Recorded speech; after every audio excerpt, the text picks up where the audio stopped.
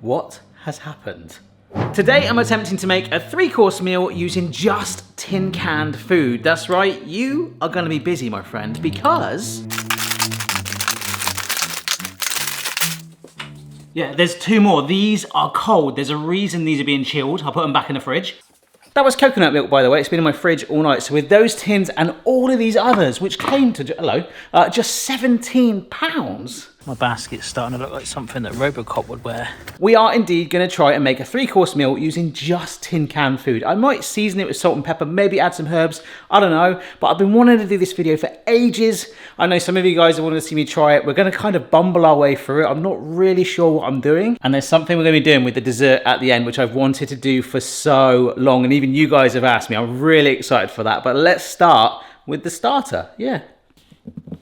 Okay, here's the ingredients for the starter. See if you can work out what it is. These are tinned potatoes in water. I didn't go completely budget brand today. I think I could have got the cost down to about 12 quid if I did. Soup, some sweet corn, and the last thing, which is a little bit of a curveball, is Spam. So with this, I'm actually gonna make a chowder. I first had one of those in New England and they're like more made with clams, and in fact you could probably get tinned clams. But of course they did have like tinned fish like mackerel and anchovies and tuna, things like this, but I really like the idea of combining the chicken with the Spam that's bacon. So the first thing I'm gonna do is fry up this Spam to drive some flavour into it. It's really, but I actually discovered on the channel years ago that cold like that smells a bit weird, don't really like it. If I fry it, it's actually quite nice. Quite. And obviously there's so many different ways you could take this. I very nearly went vegetarian with like a leek soup, but I'm just cubing this up into nice little blocks like that. So let's get these fried. Big old Minecraft blocks, don't they? Chloe's gone off playing Minecraft. She likes Fortnite now. She was playing it the other day and there was M&M on there. Like Mum's Spaghetti or something. She went into an actual diner. Here we go then, folks. It's calmed down a little bit, but you can see the charring, the colour on the sides there.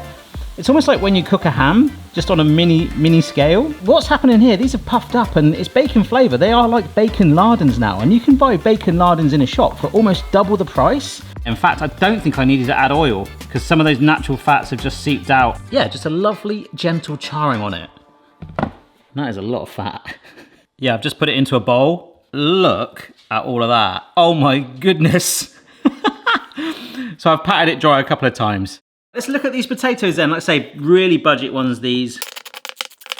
There's quite a lot in there. It's filled right to the brim. Oh, that's pretty good value. But let's have a look at these. Oh look, they are like new potatoes. They're all mixed sizes. They're really nice and soft and tender. In fact, I shouldn't really do this. Yeah, I could literally eat those. Yep, so I'm just chopping these ones up roughly. I've actually got a spare tin. I am not gonna need that. Mainly because I only bought 1 tin of soup. And that's just gonna go straight in there. Cream of chicken soup. So that is very cheeky. A chicken soup with double cream in it. And actually, to be fair, this is some of that potato water. I am gonna pour it all in. In goes some sweet corn. So chicken bacon and sweet corn chowder. And then those potatoes. I mean, it looks blooming bizarre because we've not sort of stirred it yet, that water and soup particularly. I'm just gonna give it a good season. There we go then, folks. So it's just up to a gentle simmer. You can see already it's slightly reduced down. I've got some other tins of random vegetables. Oh, look at that. When you stir it, it all just comes up. Aha. Looks a bit boring without it, but it's all hidden beneath. That's actually sort of like my fear of the sea in one sort of visualization there. That's why I don't like going in the sea that much. You just never know what's underneath you. I think, spoiler Barry, it's probably fish, but you never know what's lurking in your chicken Spam chowder. So keeping one eye on our soup whilst it reduces down, let's talk about our main. This might get a bit weird. First ingredient is some tinned tomatoes, tinned mushrooms. I blooming love mushrooms, but a lot of the internet doesn't. Mixed vegetables, which we could have put in the chowder. This is a 4-pack of spaghetti. So we've got pasta. And this is where I've set myself a little bit more of a quirky challenge in that I've got a tin of meatballs. So with all of these things, we are gonna make spaghetti bolognese. I might have to drain this off slightly because we've got tomato sauce in that, we've got tomato sauce in the meatballs, and we've got, well, a tin of tomatoes. I want these to be the dominant flavour. Oh wow, that's a lot in that tin. One of my guilty pleasures is just buttered toast with some tin spaghetti or ravioli. It's like one of my just comfort foods. So simple. But yeah, that is draining off brilliantly. I'll leave it for a moment.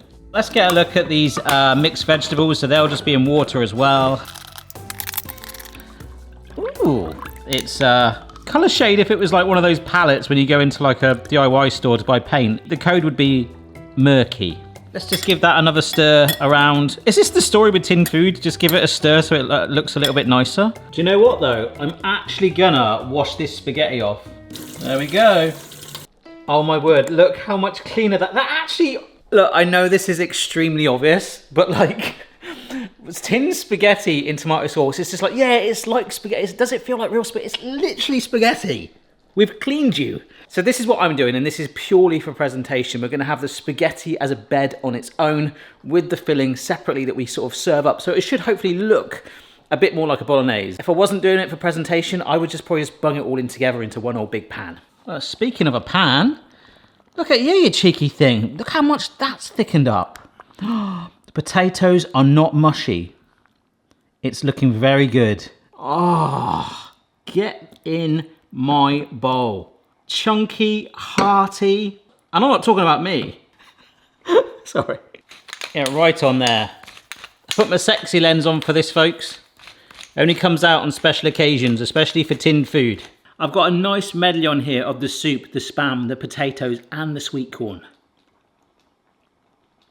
Ooh, what a delightful medley. That is absolutely fantastic. The spam has got that charring on there, a slight sort of chewiness where we've softened it. The potatoes, I thought they were going to go to mush. We simmered that for a good 25 minutes. They're a lot better than straight out the tin. Just adding that little bit of salt and pepper. The pepper particularly. I mean, that is gorgeous.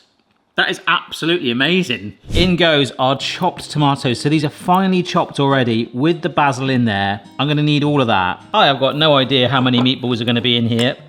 But I've got the sieve. I've emptied the spaghetti out. It's just to one side there. Oh my word, look, that's very watery.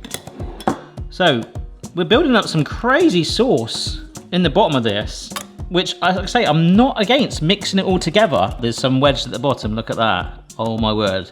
The joy of tins, which is 100% a cookbook by someone, 100%. So my plan was to chop them up. So this might look very weird. And I should have got a bigger bowl. This is gonna work. I'm very happy about this. The only thing now is my spaghetti meatballs is not gonna look really like classic spaghetti meatballs. It's gonna look like spaghetti bolognese meatballs with all the added ingredients, but hey, I make the rules here. Like I say, just do it your way. So pepper and salt. Remember, we've got basil in there already. I do think it might need a bit more sauce though, because like the chowder, we can always reduce it down. In fact, we've got it. We might as well use some of it. So I'll just take the sieve away to a little bit. See, it's a little watery, I'll give it that. The spaghetti was from Heinz, and that reminds me very much of the Heinz tomato soup. So if they use Heinz tomato soup as the base for their spaghetti, I mean, they probably do, that's very clever.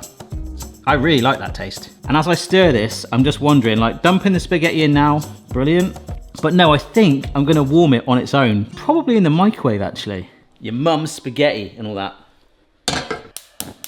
We're just gonna warm you through, mate, okay? Get you up to a nice heat. I mean, the meatballs are already cooked through. I don't wanna eat one of them straight out of the tin cold.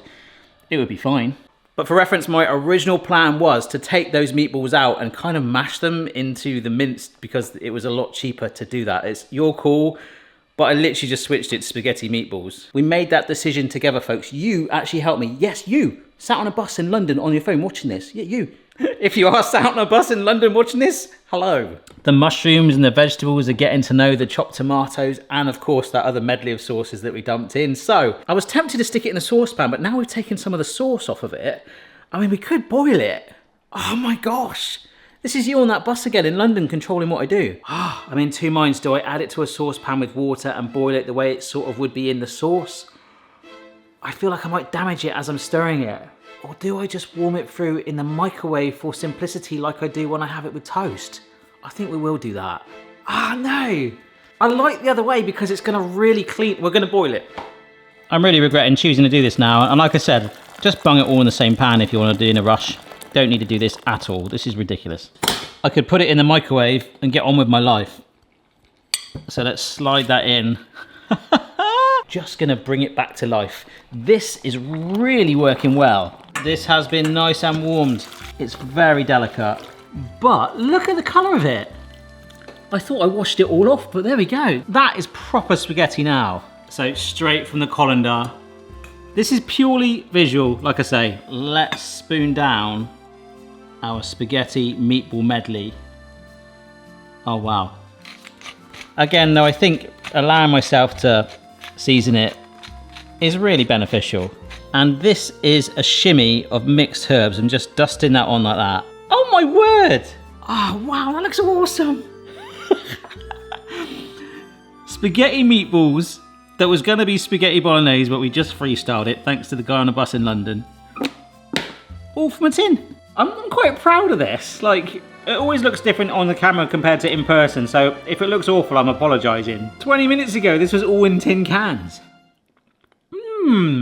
That's so comforting. That's worked.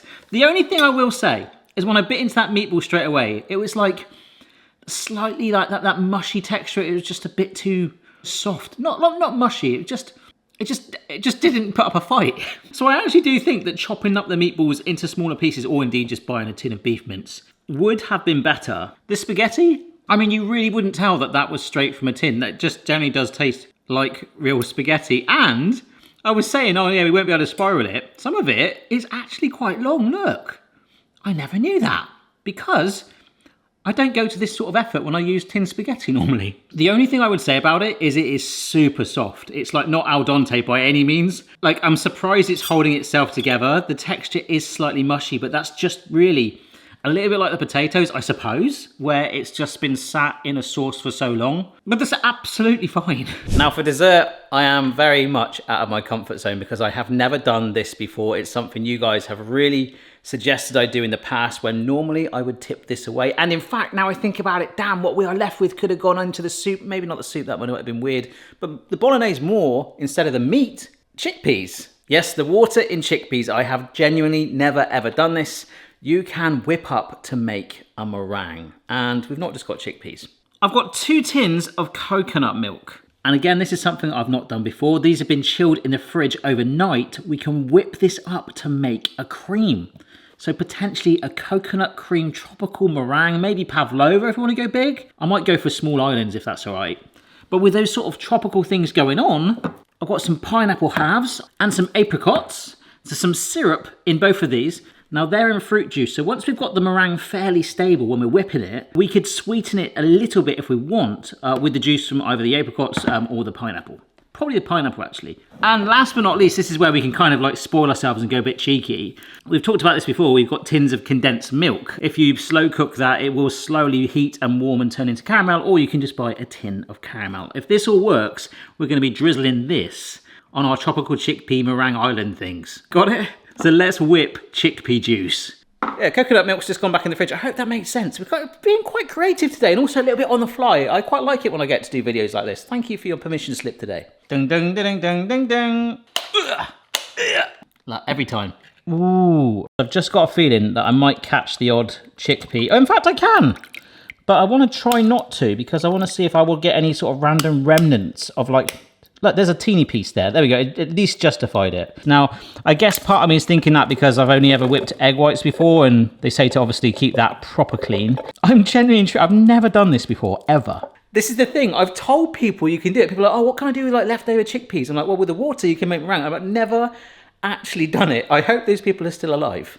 But we've got our pineapple. So let's just... Oh, God, that blooming stinks. That's the only thing I will say. Like, you literally smell of dog food.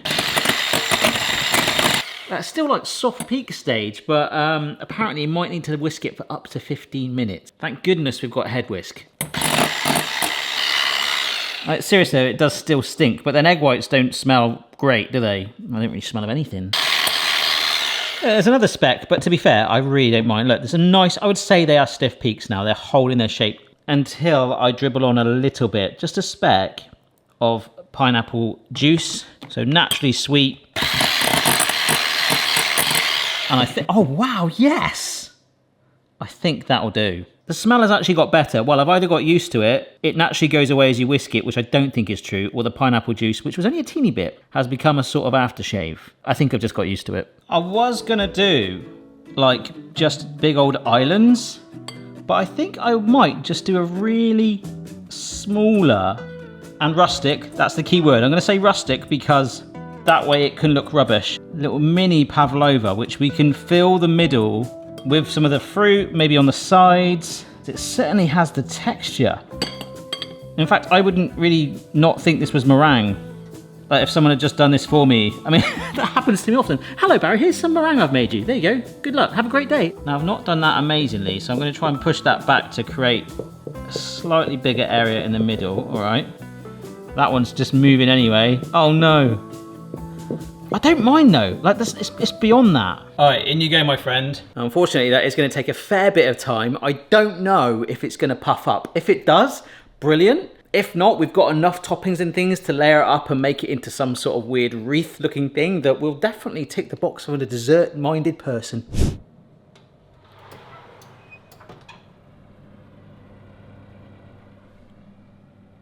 What has happened? I just quickly turned the light on, it's been like 10 minutes. It's disappeared. It's literally gone. Oh my, what? What? It's gone. It's gone. I was gonna say, it's gone from this to this. It's just literally disappeared. Really low oven. That's what it was like. Maybe it was the pineapple juice, you know. What the heck? Right, let's try it again with sugar. We've got another tin of chickpeas in the house anyway. That smells back. Guess who's back? Mum's spaghetti. Is this an M&M sponsored video? No, it's not. Just lose yourself in the chickpeas a moment. Never let go ho. I'm doing that again, but this time, no pineapple juice. Sugar probably will help because it's not fluid, and it should give it more stability too. Is this the reason I've never done this? In you go, mate. And already it's only been a minute. I want to look in and go, it hasn't vanished, which is something I don't say that often. Yeah, that does look pineapple juice coloured. Oh my word. Oh, hi Barry, for your next video, could you do clear chickpeas? Yeah, sure. Whoa. Okay then folks, I just halved my baking parchment and have taken the first one off of the tray. The other one was even bigger and I feel like it needs longer. So it's still in the oven, but just cooling down with it. But compared to where we were, I'm quite happy with it. I mean, it's not disappeared. And for my first time like doing that entirely, it's something I want to play around with more. I mean, it has got a little bit of a volume increase, and the cool thing like when you do meringues anyway in Pavlova, it's kind of what you build on it to mask it in some ways. So here's the coconut milk that's been chilling out, and if there is any watery bits in it, no. Oh, there we go. That is coming out now. Oh no, there's my coconut water. Ugh.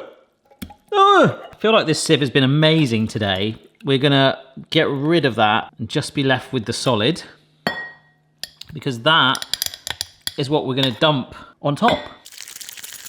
Coconut cream. And yes, pineapple juice can go on you. You will not disappear this time. Well, oh, what a pavlova this recipe has been in every sense, but we've got it.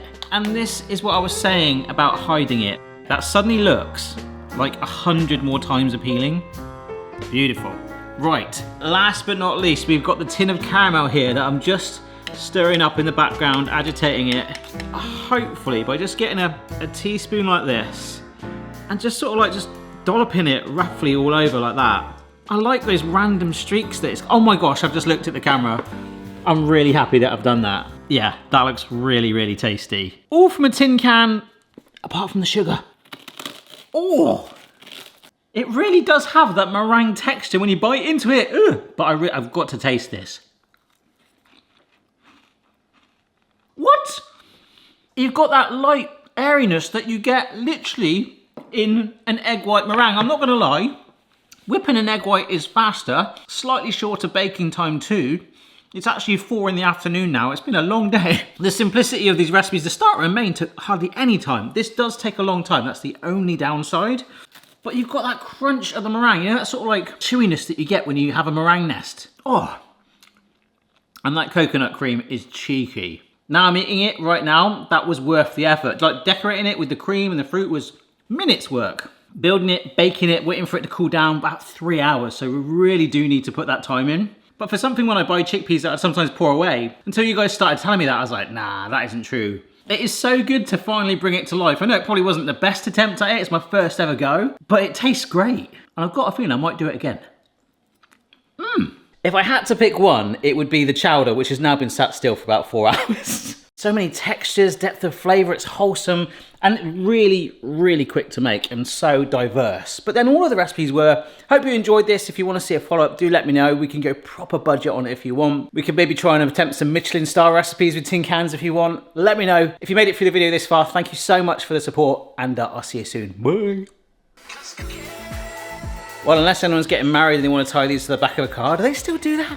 Or if the kid in me still wants to make some old school telephones with string attached, my recycling folks are going to be very happy.